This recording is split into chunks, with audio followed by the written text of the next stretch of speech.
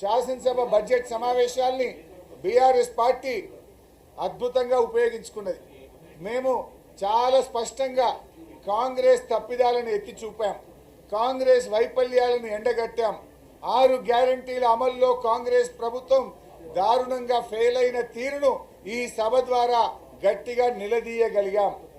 కానీ కాంగ్రెస్ పార్టీ ఈ సభను మరి ఒక ప్రహసనంలాగా సాంప్రదాయాలను మంటగలిపే విధంగా కాంగ్రెస్ పార్టీ వ్యవహరించింది. తమ హయాంలో సస్పెన్షన్లు ఉండవని గతంలో చెప్పారు. కానీ మా సీనియర్ సభ్యుడు జగదీష్ రెడ్డి గారు ఏకవచనం ప్రయోగించకుండా ఆయనను అకారణంగా జగదీష్ రెడ్డి గారిని సస్పెండ్ చేశారు. గ్యారంటీలపై మాట తప్పినట్టే సస్పెన్షన్ల మీద కూడా ఈ కాంగ్రెస్ ప్రభుత్వం మాట తప్పింది. ఇవాళ ప్రజా సమస్యల మీద మేము ప్రశ్నోత్తరాలు చాలా వేశాం. 12 రోజుల్లో కేవలం 2 రోజులు మాత్రమే ప్రశ్నోత్తరాలు జరిపి 10 రోజులు క్వశ్చన్ అవర్ లేకుండా తప్పించుకునే ప్రయత్నం ఈ ప్రభుత్వం చేసింది. స్వల్పకాలిక చర్చలు చేస్తామన్నారు, బీఏసీలో ఒప్పుకున్నారు. స్వల్పకాలిక చర్చలకు ఒక్కదానికి కూడా అవకాశం ఇవ్వలేదు. సీఎం మంత్రుల సమాధానాల్లో సీరియస్నెస్ లోపించింది. ఇకపోతే కేవలం రాజ్యాంగం ప్రకారంగా బడ్జెట్ పాస్ చేసుకోవాలి కనుక బడ్జెట్ను పాస్ చేసుకోవడమే లక్ష్యంగా ఈ సమావేశాలు నిర్వహించినటువంటి పరిస్థితి మనకు కనబడతా ఉంది. ఇవాళ డీలిమిటేషన్ మీద మా నాయకులు కేటీఆర్ గారు మాట్లాడటమంటే మైక్ ఇవ్వకుండా డీలిమిటేషన్ తీర్మానం మీద ముఖ్యమంత్రి గారు మాత్రమే చదివి ఇవాళ ప్రతిపక్షానికి అవకాశం లేకుండా ఇవాళ మా హక్కులను కాలరాసే ప్రయత్నం చేశారు.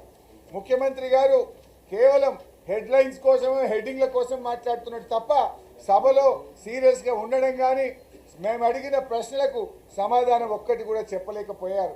నిన్న సుప్రీంకోర్టులో ఉన్న ఫిరాయింపుల అంశాన్ని కూడా సభలో ప్రస్తావించి సభా సాంప్రదాయాలకు విరుద్ధంగా వారు మాట్లాడారు. దీన్ని మేము సుప్రీంకోర్టు దృష్టికి కూడా తీసుకువెళ్తాం. రుణమాఫీ ముగిసిందని చెప్పారు.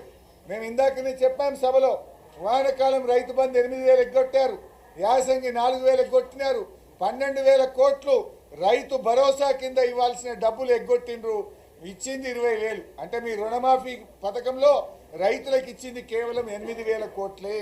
12,000 కోట్లు రైతు బంధుని ఎగ్గొట్టిండ్రు, 20,000 రుణమాఫీ ఇచ్చిండ్రు. అంటే మొత్తంగా మీరు ఇచ్చింది కేవలం 8,000 కోట్లు మాత్రమే.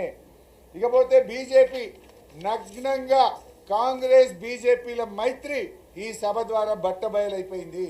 కాంగ్రెస్ బీజేపీలు ఒకరికొకరు పరస్పరంగా వాళ్ళు పొగుడుకుంటూ సభలో ఇవాళ అలిమించుకుంటూ షేక్ హ్యాండ్లు ఇచ్చుకుంటూ కాంగ్రెస్ ఏ పేపర్ ఇస్తే బీజేపీ నాయకులు దాన్నే మాట్లాడే ప్రయత్నం చేసినారు.